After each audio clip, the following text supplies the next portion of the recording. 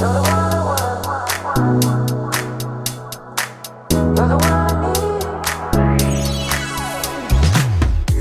to another episode of the Karen's Podcast.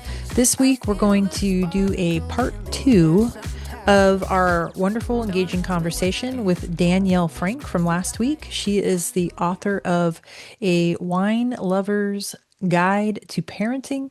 It's a witty, satirical take on parenting, pairing wine wisdom with the chaos of raising kids. We had a great conversation with her last week. And as a reminder, if you want to go back and listen to that, Danielle reads an excerpt from her book, and we have a really engaging, fun conversation with her. So here's part 2. Please enjoy. Thank you, ladies, for having me on your great podcast. My story is, I've been doing the podcast circuit, obviously promoting my book, but it's become a bigger story just about really how my story is rooted in transformation. And I really enjoy shining a light on how embracing life pivots, even when they don't match, your quote unquote checklist is really empowering. And that's kind of been my journey. I'm meeting like another generation of moms that like the opposite, where, they had the kids early, Right. 23, 24, when they're like, oh, cool, I'll be the young mom and whatnot. But then, later on in life, it's like they've missed out on that kind of growth period that, we all called our 20s and 30s. Yeah. And then now they're like, now what? Yeah. Now they're wanting to party.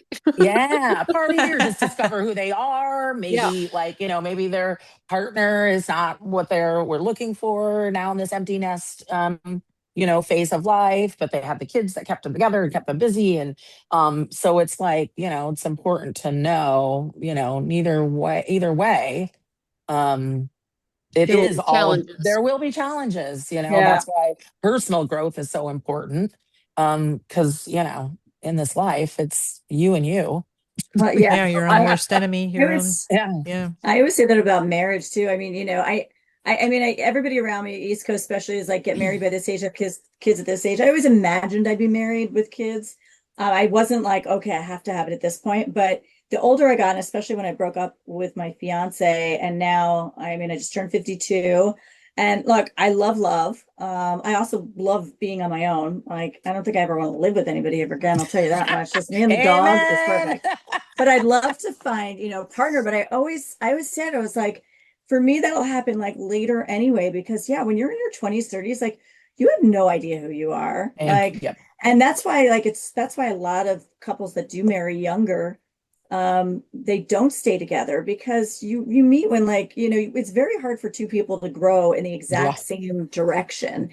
And that's why I feel like when I meet somebody later in life, it's like, I already know who I am, they know who they are. I know what I will put up with and what I won't put up with, and vice versa from their side. And then it just feels more aligned. Whereas, again, I didn't know what I put up with in my 20s. Jesus, that would never fly these days. I think we're all like that. Yeah. Seriously.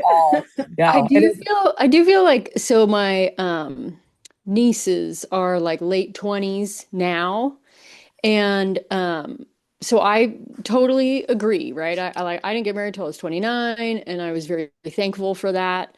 Because I was a moron in my 20s. I had a lot of fun, but we partied pretty good. I didn't know who I was. It was very malleable, just kind of following this and this. But I feel like that generation that are in their late 20s, early 30s, I feel like I know a lot of them that are with their high school sweethearts, or with and here, me being kind of a negative Nancy, who's like, we're gonna make it. We haven't even slutted around yet. And they're like rocking it, and they're 10 years in or whatever. And some of these kids who I feel like were children when they got together are making it, and it's happening, and I'm like, wow, how cool is that? I'm so happy I'm wrong. So I don't know if that's a generation thing, or if it must be, or if it's just mindset thing. I don't know. I'm always Pollyanna, and I was just about to say, I'm like, well, they're still together now. Give it 10 years when they're done raising each other. Yeah. Sorry. But yeah. I mean, that could be, but I mean, exactly. They're happy now, and that's exactly.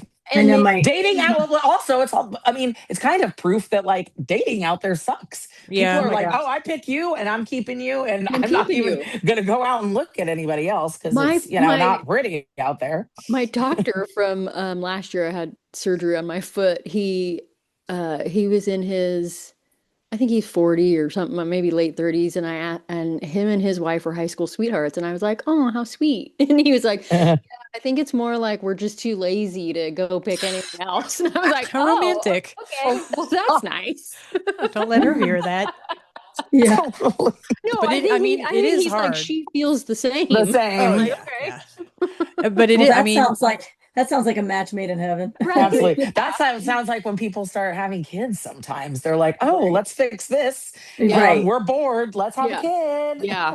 Seriously. Yeah. I mean, that can, I the think different some people reasons that people have kids is also very interesting. Well, it's the next phase, I mean, once you get done hearing when are you going to get married question, absolutely. Once you've got that done, then it's like, when are we going to have kids? Yeah. I mean, everyone's pressuring you and it's the question. I just, I'm hoping that the questions get more minimal as time goes on and we realize that everybody has their own life path and so many people that is not their life path that we can just stop asking the question, Yeah. Like, I think we're a generation away from probably it's starting. I love that, especially people in powerful positions are shining a light on it. I mean, I love Chelsea Handler. Yeah. She's just a queen. But she's been doing if you follow her on her Instagram, she's like, I slept in today and I don't have to go to Disneyland ever or Legoland ever. Why? Because I don't have kids. Yes. Yeah, it's just she does a PSA. Yeah. But then I was watching and it was like a whole slew of it was a montage of different celebrities. There was somebody, I forgot who it was, maybe Leanne Rimes, and she was like, I didn't have kids because I just don't want them. I like that more and more people are shining a light on it. It doesn't make you a bad person. Or, it's just that's the path you're on. And these days, as we see, I mean, God, kids are difficult, and God, especially I don't know. I mean, this was happening when we were younger, but I guess we hear about. But I feel like it's gotten worse. Yeah. I don't know about you ladies, but I'm I love true crime and oh my God, the shit you see online. Shit you see online about kids that are, oh my God, these are terrorists. Yes. I mean, I would get in trouble if I let the F-bomb slip, but the kids today are murder their families. I'm I just watched one last night, and this poor mother was like, I had no signs. Sorry, I know everybody thinks that I had signs, but I didn't. And the son killed his sister. So I know exactly what you're talking about. Yes, he kept the mother alive because he wanted her to have to live with it. Yes, I know exactly what you're talking about. Crazy. Oh my God. And I was you know who can't hold a gun or a knife and can't kill me? My dog. That's I'm safe. I'm good. Thanks, buddy. That's crazy. Yeah, that is crazy. Legit, terrifying. That's legit crazy. That's exactly. I mean, you.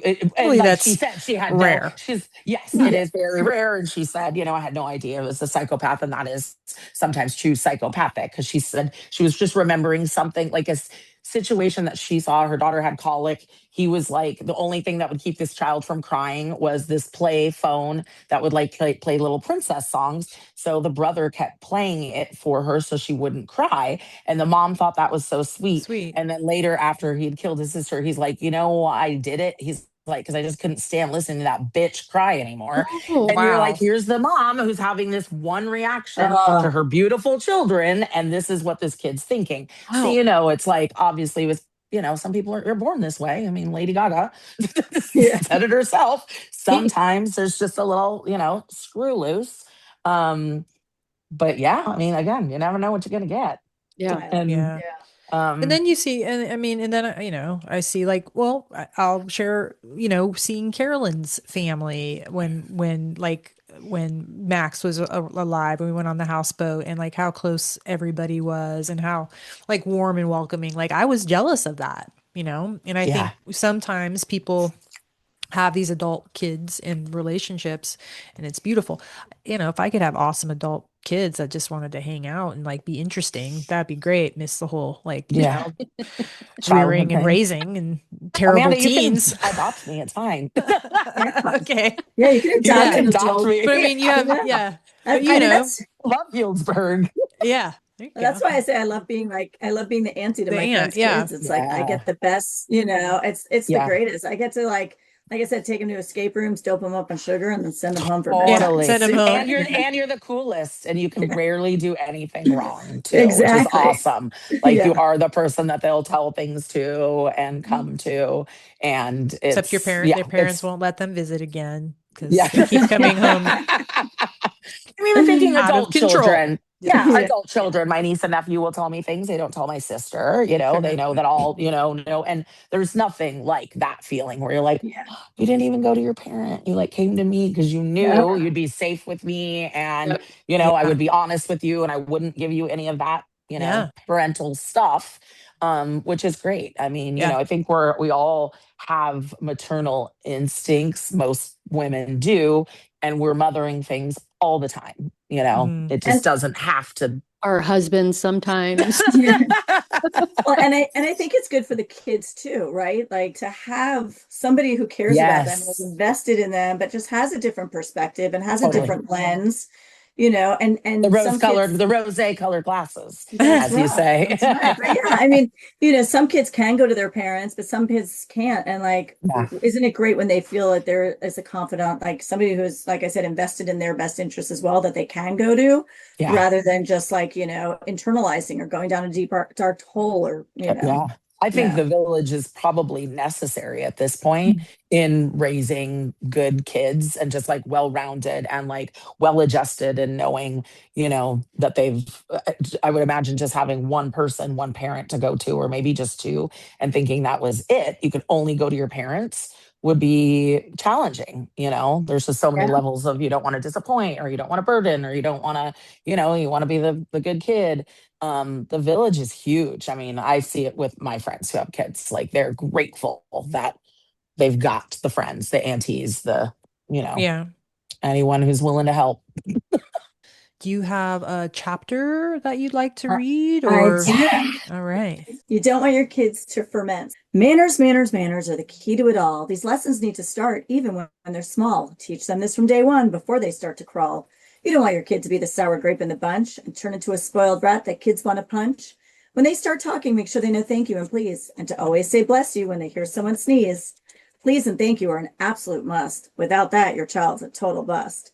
There's nothing worse than a child who has behavior that is crude, because it'll continue as they're older and become someone who's rude. People don't take kindly to and aren't nice to those with attitude, because it's very off-putting and puts others in a bad mood, oftentimes causing confrontation and leads to a nasty feud. Wanting to put a little bit of poison in your child's food. Is that really how you want your kids to be viewed? Wouldn't you prefer that there's someone who's wooed? Without manners, they'll ferment and turn into someone harsh and biting. They may turn into a kid who's rude, obnoxious, and always fighting.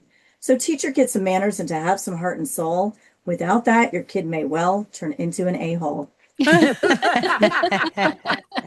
It's like an adult Dr. Seuss rhyme. I love it. Totally. Yes, exactly. It's definitely not made for kids. It looks like it's made for kids. It's illustrated, but don't let your kids read it unless they can read. They might enjoy the pictures. I think that would be a really cute gift idea, like a baby shower gift idea. I think that'd be super cute. It's a great baby shower gift. You pair it with a little onesie and you're good to go. And a bottle of wine. Get it done for the mom fruit later. For a few months later. We just passed Mother's Day, but next Mother's Day, this and a bottle of wine. I mean, great humor. Yeah, that's cute. I work at a tasting room in Midtown Sac, and I bought 2 copies, one for myself for the coffee table book, and then one for the coffee table that we have in the little tasting room there, because we do have tons of parents who come in. It's like we have the farmers market that goes on Saturday, so all the doors are open, and moms will come in and let their kids kind of run around. They'll do like a little tasting, and we try to create a space that's inviting, for all, even the little ones. And I see parents flipping through it and talking about it all the time. So thank you. yeah, Thank you for the absolutely. support. Appreciate it. Absolutely. No, I loved it. I compared it to this book that I had bought like, I think at the Goodwill or something, like maybe over a decade ago. And it's called The Three Martini Playdate, a practical guide to happy parenting. And it's kind of that whole thing too. It's just like this tongue in cheek. Yeah. Like, book about parenting, not taking it so seriously, but the important things that you really need to like get out of it and the things that your children need to learn. So yeah, I as soon as I read this, I'm like, pull that off my shelf. It seems very similar. So I love the tongue in cheek. Parents need it.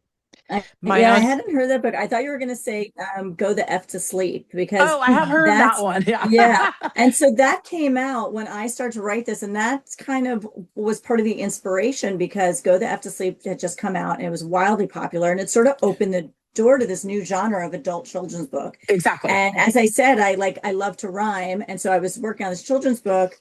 And that's when that came out, I was like, oh, wouldn't it be fun to do an adult children's book, for them? And that's how it all came together. But so I wrote this about 14 years ago. But as you can imagine, how long did it take you to write, like your process, just out of curiosity? The writing didn't take long.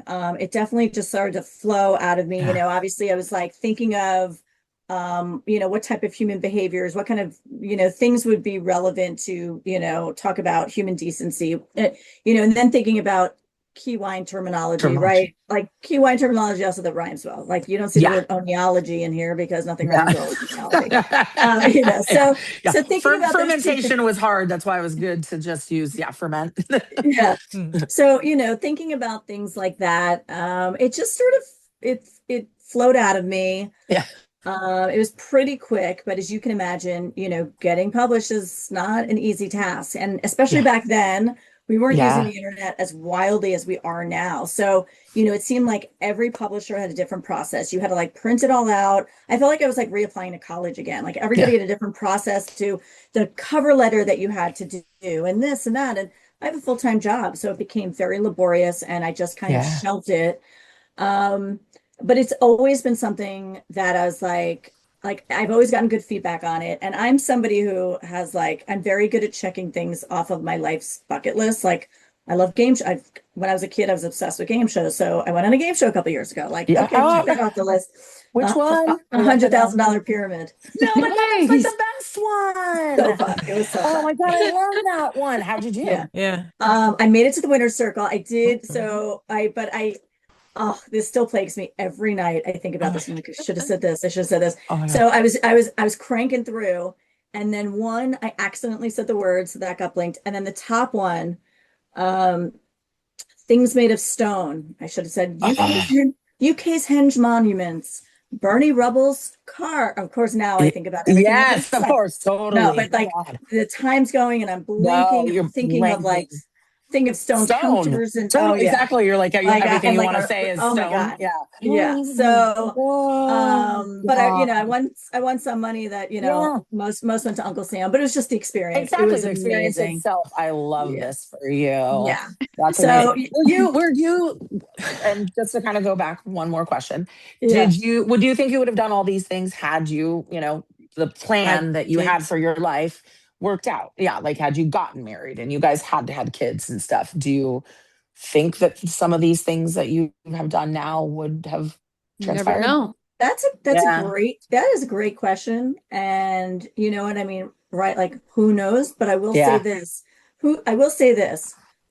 Every life pivot, every transformation, every time I saw that moving from New York to LA, leaving entertainment, going to wine and spirits, breaking off my engagement, all that is just building up your armory to give you the information that you need to build your confidence and to know that you can do anything. And that's kind of been my motto of just, that's why I'll pick up and, if one of my friends can't travel, I'll go to a country by myself.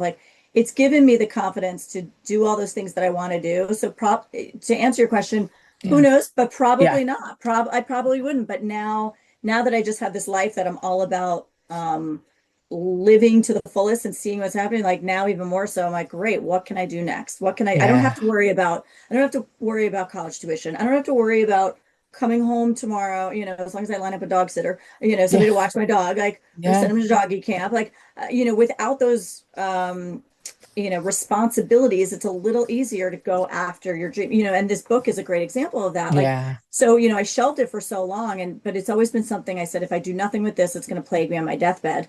And self-publishing was sort of daunting to me. But now there was, I heard about this thing called hybrid publishing. And so it's pretty much self-publishing. Like, I put all the financials behind it, but it has a publisher, somebody who worked for one of the big houses. She branched off on her own, and she's guiding the process. Nice. So, if I had responsibilities, would I have wanted to invest in this? If I had kids to take care of, probably not. So, all these things have given me the ammunition to, like, know that I can do it and to go after it, because what's holding me back now? Yeah. And are you shopping it to, like, wineries and stuff? Because I live in Sonoma County, and a lot of wineries have, like, books and stuff for sale too, and swag and stuff. So I think it should be at every tasting room and every gift shop. It's great. It's, it's because it's me and I'm doing, this own push. I went to a couple, like, even around LA, and I was up in Los Olivos wine country in the beginning, and it's really hard to manage that yourself, especially because some people want it on consignment. So then if I'm not there to manage it and see how it's going and make sure it's through priority, like, it's a lot of work. And again, I still have a full-time job, which is my bread and butter. So that takes priority. But yeah, hoping it, like, somebody, I did a podcast, and the woman emailed me the other day, and she's like, oh, my bookstore just, like, they got wind of it and they ordered it. So if they're, you never know when connections happen. And if gift shops, if they have, like, a license, they usually have accounts through, like, the publishers. If they have a direct line, then it's always easier than, like, me having a hand sell, and and we authors, like, we make nothing from it. It's like, it's crazy. So, like, it's a lot to manage, but yeah, it should be in every tasting room with a retail gift shop. Agree. And which is also just amazing, and a testament to you that, you're not in this for the money. It's not like some big windfall for you, but, like, you're following your passion and something that you wanted to do, whether it's, in every gift shop or not. It's out there, and that's what about I mean, the first goal was, just to get it out there, but wouldn't it be great if I could thank you. Wouldn't it be great if I could retire and work on my next project and my next project? I was going to ask, what is the next project? Do you have other books, or do you have what's the next life shift? The next, I love writing. So I'm still working on, like, other, I have some other projects. Like, I told you I love true crime. So I have, like, a great story concept for, like, a serial killer. I think it'd be great as a movie. So I wrote it as a short story. I'd like to one day write it as a novel and see, but that's so hard. But no, the next iteration of this book I've already been working on and almost complete is A Whiskey Lover's Guide to Dog Breeds. Oh, very cute. I love that. But, I really hope, any publishers out there listening that want to publish it, like, I hope I go that route, because, as we said, it's a lot of work, and I'm still just, completely out there giving all my extra time to the hustle of this book. So I'll keep seeing this through. Good for you, though. Thanks. Very cool. Very cool. Before we wrap up, Danielle, where can the listeners find your book? If they want, you can find the book online at Barnes & Noble and Amazon. You can find me. I have a website, daniellefrankauthor.com. You can find me on Instagram at Create a Great Story. And thank you, ladies, for having me on this. It was a great time chatting with you all. Yeah, of course. Thank you. Thanks for listening, everybody, to another episode of the Karen's Podcast. As a reminder, if you like our podcast, we'd please like and subscribe, and feel free to share it with one person that you think might like it. That really helps us out a lot. And as a reminder, you can email us any questions or topics that you'd like us to discuss. You can email us directly at info@thekarenspodcast.com. That's info@thekarenspodcast.com. We drop new episodes every Monday on your favorite platforms. Remember, the Karens, where we have opinions on everything, but we are experts on nothing. Have a great week.